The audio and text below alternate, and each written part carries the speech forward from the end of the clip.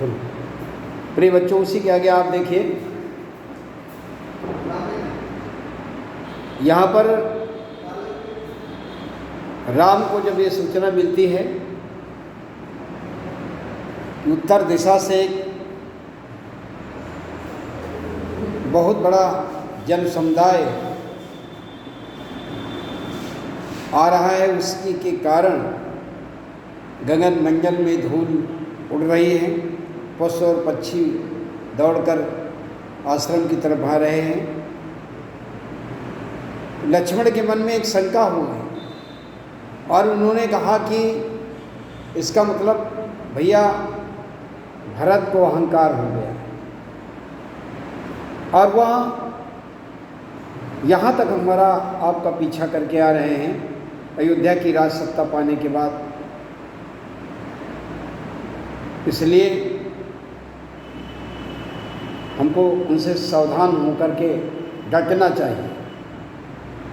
तो राम भरत लक्ष्मण को समझाते हैं। यद्यपि ये पंक्तियाँ इसमें नहीं है, लेकिन अंतराल इसका जो मैं बता दिया कि ये जो क्रम है वो क्रम थोड़ा सा टूटा है। ये जो पंक्तियाँ हैं ऊपर से जहाँ हम चल रहे थे उसका क्रम तोड़ दिया है, कभी नहीं, आगे की पंक्ति आ गई इसमें।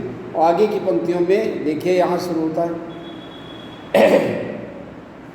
भरत ही होई न राज मधु विधि हरिहर पद पाई कबहू की काजी सी करनी और क्षीर सिंधु बिनसाई। यहाँ पर जब लक्ष्मण ने लक्ष्मण ने जब ये बात राम से कही तो राम ने लक्ष्मण को आश्वस्त किया कि लक्ष्मण सुनो, भरत ही होई न राज मधु विधि हरिहर पद पाई। हे लक्ष्मण, भरत को केवल अयोध्या की राज सत्ता ही तो मिली है, और मैं ये बात कहता हूँ आत्मविश्वास के साथ कि भरत को अयोध्या की राज सत्ता नहीं, यदि विधि हरिहर पद पाई, यदि ब्रह्मा जी और विष्णु जी और शंकर जी तीनों महान देवताओं की उपाधि भी मिल जाए तो भी भरत को राज सत्ता का अहंकार नहीं होगा। देखो बच्चों, भरत ही होई न राज मधु विधि हरिहर पद पाई कबहू की काजी सी करनी ओ क्षीर सिंधु बिनसाई। और ये बात तो उतना ही असत्य है जैसे क्षीर सिंधु दूध के सागर में काजी माने होता है खटाई, खटाई को कहा जिसमें कसैलापन हो, जो पानी नमक और मिर्च से मिश्रित बनता उसी को खटाई कहा है। तो कहा अगर उस खटाई की बूंद से क्या दूध का सागर विनष्ट हो सकता है, अर्थात ये असंभव है। ठीक उसी प्रकार से अयोध्या की राज सत्ता पा करके भरत को अहंकार नहीं हो सकता। कबहू की काजी सी करनी क्षीर सिंधु बिनसाई, बिनसाई मानी नष्ट करना। आगे देखिए, और दूसरी बात क्या कहा, सफाई दिया भरत के पक्ष में राम ने कि तिमिरु तरन तरनिहु मकु गिलई गगनु मगन मकु बेघई मिलई। तिमिरी तरुण तरनिहि मकु गिलई। देखिए, तिमिर शब्द अंधकार को कहा गया है और तरुण माने होता है जवान, युवा, और तरनी ये सूर्य के लिए आया है। और सूर्य का जो धूप होता है या सूर्य का जब प्रकाश होता है वो मध्याह्न में तरुण जो युवा जिसको कहा गया मध्याह्न की धूप, कहा 12-1 बजे की धूप प्रचंड है, तो कहा उस दोपहर मध्याह्न के प्रकाश को अंधकार लीन ले, निगल जाए और गगन मगन मकुमे घही मिलई, और ये आकाश जो है वो स्वयं बादलों में मिल जाए। दोनों काम असंभव है, नहीं हो सकता है। लेकिन कवि ने राम के द्वारा ये बात सुनते हुए लिखा है, मानो कवि ने राम के द्वारा इसको प्रत्यक्ष सुन करके लेखनी चलाई है कि एक बार मध्याह्न का सूरज का प्रकाश अंधकार निगल सकता है। आकाश मंडल स्वयं बादलों में समाहित हो सकता है। बादल नहीं समाहित हो सकते हैं, बादलों में आकाश समाहित हो सकता है। लेकिन और आगे क्या कहा, तिमिरी तरन तरनिहु मकु गिलई मगनु गगनु मगन मकु मेघहि मिलई। आगे और क्या, गोपद जल बूढ़ही घट जोनी सहज क्षमा बरु छाड़े छोनी। गोपद जल बूढ़ही घट जोनी। देखिए, गोपद गाय का जो पैर है, खुर, जो गाय का जो खुर है, और उस खुर में जितना पानी है, और उस पानी में कौन डूबे, घट जोनी। अगस्त मुनि के विषय में ऐसा कहा गया है, एक बार वो समुद्र का पान कर गए, सिंधु का पान कर दिया, और उस समय भी बड़ा अफरा तफरी देवी देवताओं में, पूरे लोकों में हो गया। तो उस समय उन्होंने विनय किया अगस्त मुनि से। तो यही इसीलिए कहा कि जो स्वयं सिंधु का पान करने वाले, समूचे सागर का पान करने वाले अगस्त मुनि, वह गाय के खुर में डूब जाए, ये भी असंभव है। इसीलिए कहा कि गोपद जल बूढ़ही घट जोनी सहज क्षमा बरु छाणे छोनी। अब देखिए, एक बात यह है कि जो क्षमा का गुण है, समूचे सभी लोकों में, सभी देवी देवताओं में अगर है तो वो किसके पास है, पृथ्वी के पास है, धरती माँ के पास है, क्षमा का गुण। इसलिए जब भी कभी देवासुर संग्राम हुआ हो, चाहे वो किसी भी समय में दैत्यों से युद्ध हुआ होगा, तो गाय, पृथ्वी को गाय का रूप धारण करना पड़ा, और तब वो जाकर के भगवान विष्णु या लक्ष्मी जी से प्रार्थना किया देवताओं के पक्ष में। तो इसलिए कि वो सब कुछ, सबका पाप क्षमा करती है। और दूसरी बात, आज इस परिस्थिति में देखिए, हम पृथ्वी में स्थान स्थान पर मलमूत्र करते हैं, हम पृथ्वी के द्वारा उत्पन्न अन्न को, खाद्यान्न को, जल को पान करते अपने शरीर का पोषण करते हैं, और पृथ्वी को हम जगह जगह कुदालों से खोदते हैं, रौंदते हैं।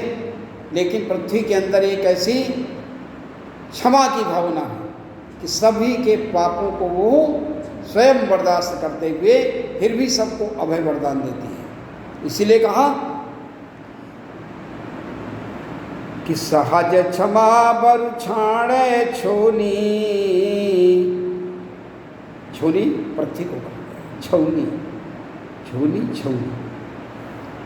मसक फूंक मक मेरुड़ाई। और एक बात क्या कहा कि मच्छर की एक फूंक से सुमेर पर्वत उड़ जाए।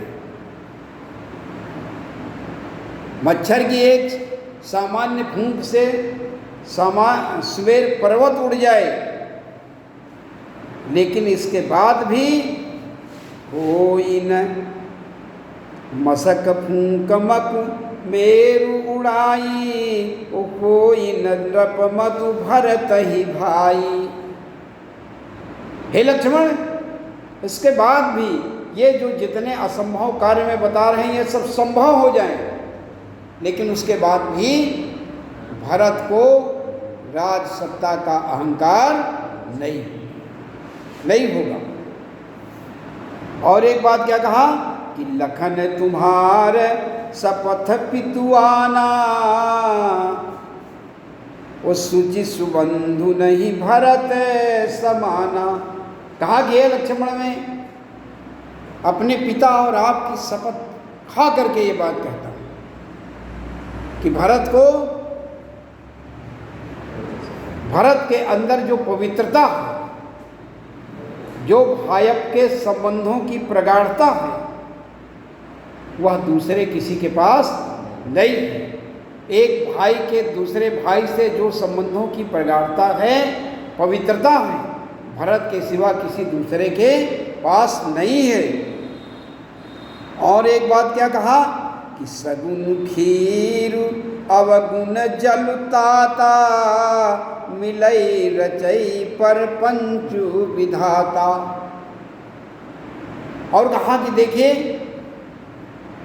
जिस प्रकार से खीर में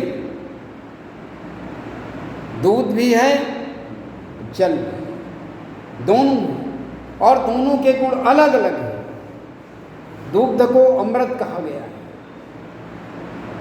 और स्वाभाविक रूप से जल के बिना भी हम जीवित नहीं रह सकते हैं, लेकिन जब तुलना की जाती है तो दुग्ध की तुलना जल की तुलना में बड़ी उत्कृष्ट और उच्च हो जाती है, और जब एक की उत्कृष्ट हो जाएगी तो एक की नीचे आएगी। इसीलिए कहा कि जिस प्रकार से दूध में जो गुण हैं वो जल में गुण नहीं पाए जाते हैं, और उससे खीर बनाई जाती है, खीर बनती है। इसीलिए कहा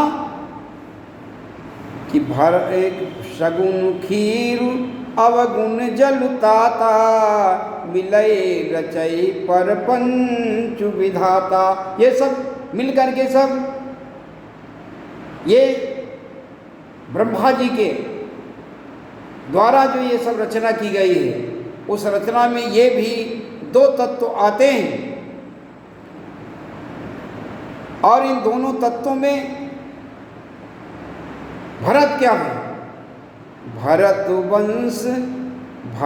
हंस रवि वंश तड़ागा, और जननी कीन गुण दोष विभागा।